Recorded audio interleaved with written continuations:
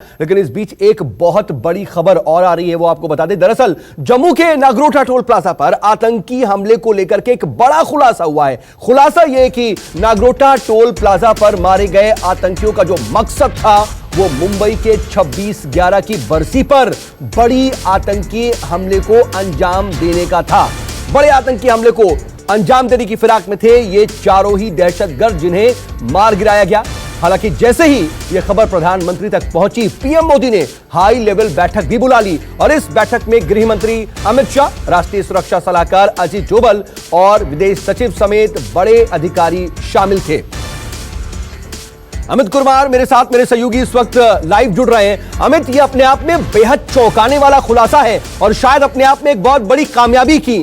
वक्त रहते ही सुरक्षा बलों ने इस जो साजिश की कोशिश थी उसको अंजाम तक पहुंचने से रोक लिया। जी देखिए, मुझे लगता है कि सुरक्षा बलों का ये एक बहुत बड़ी कामयाबी थी। कल जिस तरह से 4 आतंकियों को मार गिराया, बड़ी मात्रा में हथियार और गोला बारूद मिला, और सबसे बड़ी बात की कल रात को ही एक बार प्रधानमंत्री को पूरे मामले की ब्रीफ कर दी गई थी। जब आप कह सकते हैं कि जो शुरुआती जानकारी होती है कि उसके बारे में पीएम को ब्रीफ कर दिया गया था। लेकिन जो आज उन्होंने बैठक बुलाई थी, उस बैठक में तमाम जो चीजों पर चर्चा हुई, कल वहां पर उनके जो एनकाउंटर हुए, जिस तरह से उनको पकड़ा गया, और इसके बाद जो खुफिया एजेंसीज को जो जानकारियां मिली है, उसके आधार पर एक बहुत ही चौंकाने वाला खुलासा हुआ है कि 26/11 की बरसी पर बड़े हमले की साजिश थी। और ये आतंकी पूरे के पूरे जो सभी आतंकी थे चारों, ये पाकिस्तान के थे। और ये इसका मतलब साफ है कि एक बड़ी साजिश को अंजाम देने की तैयारी थी। बाकायदा आप कह सकते हैं कि एक बंकर बना दिया गया था। जो ट्रक था, उस ट्रक को एक तरह से बंकर बनाकर चावल के बीच में छिपकर जिस तरह से वो अंदर आए थे, इसका मतलब था कि वो एक जगह पहुंचने वाले थे। हालांकि वो ड्राइवर जो था वो फरार हो गया है, लेकिन एक बहुत बड़ी कामयाबी थी, बहुत बड़ा कैच आप कह सकते हैं सुरक्षा बलों का और खुफिया एजेंसियों का, जो एक मिलकर काम किया था। और लेकिन पीएम ने यह हाई लेवल मीटिंग बुलाई। अमित, उसके बारे में क्या इनपुट मिल पा रहा है? क्योंकि पीएम को ब्रीफ किया गया, उसके बाद पीएम ने फौरन हाई लेवल मीटिंग बुलाई।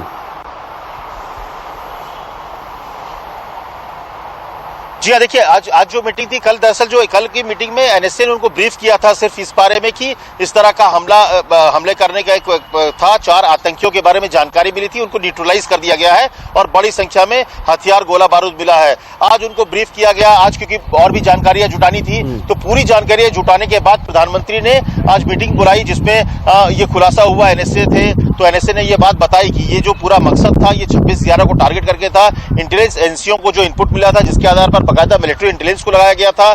जो आईबी के अधिकारी थे वो इस पूरे को मॉनिटर कर रहे थे। और बहुत ही बड़ा, अगर आप कह सकते हैं कि जो 3 दिन पहले 2 आतंकी पकड़े गए थे दिल्ली से, हालांकि उनके बीच कोई संबंध नहीं, लेकिन बाकायदा एक ट्रैक जो चल रहा था, उसी के बीच में पिछले कुछ दिनों से इस बात की आशंका इंटेलिजेंस एजेंसी के पास लगातार आ रही थी कि भारत के में और खास करके जम्मू कश्मीर में कुछ बड़े आतंकी हमले के फिराक में है जो आतंकी संगठन है, और इसको लेकर लगातार इंटरसेप्ट किए जा रहे थे। जो बातचीत हो रही थी वो इंटरसेप्ट किए जा रहे थे। बॉर्डर पार से लगातार जो वहां पे इंटेलिजेंस एजेंसी और रॉ के जो एजेंट थे, वो लगातार कई ऐसे लोगों पर नजर बनाए थे जिन पर आशंका थी कि ये लोग भारत में आतंकी हमले कराने में के फिराक में है। तो ऐसे में तमाम जो हमारे कह सकते हैं आईबी, रॉ और तमाम एजेंसियों ने मिलकर एक बड़े ऑपरेशन को अंजाम दिया, जिसमें आतंकियों को न सिर्फ मार गिराया, बल्कि एक बहुत बड़ी जो साजिश थी 26/11 की बरसी पर आतंकी हमला करने की, उसको भी नाकाम किया। तो एक बड़ी साजिश थी जिसे सुरक्षा बलों ने नाकाम किया। और इसी को लेकर प्रधानमंत्री ने जब बैठक की,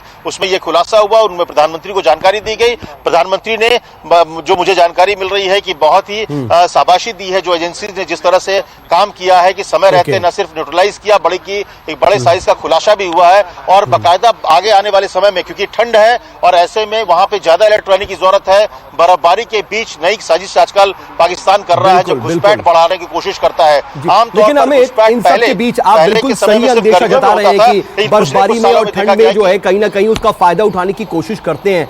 ऐसे में जो इन 4 आतंकियों को ढेर किया गया, उनके भी नेटवर्क के बारे में शायद पता करना अब सबसे ज्यादा जरूरी हो गया, और शायद जो एजेंसीज हैं उसी पे लग गई होंगी, क्योंकि वो जम्मू श्रीनगर हाईवे पर मुठभेड़ में मारे गए हैं। वो यहां तक पहुंचे कैसे? पाकिस्तानी थे, उन तक हथियार किसने सप्लाई किया? ट्रक कैसे मुहैया हुआ? उस ट्रक को पूरी तरह से बंकर में कैसे तब्दील किया गया? उनके जो सहयोगी हैं, जो उनके मददगार हैं, उन तक पहुंचना शायद अब एक बड़ी कड़ी होगी अगर वहां तक पहुंचा जाएगा।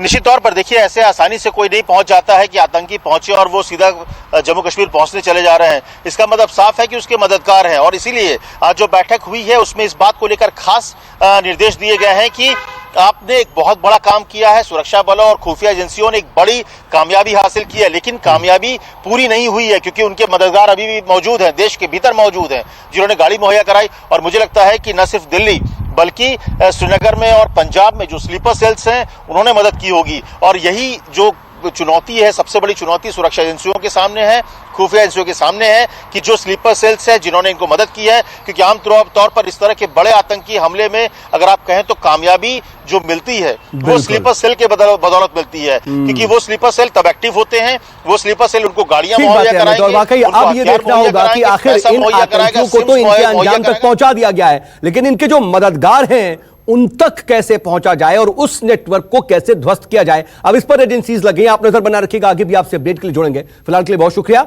नमस्कार, मैं हूं मानक गुप्ता।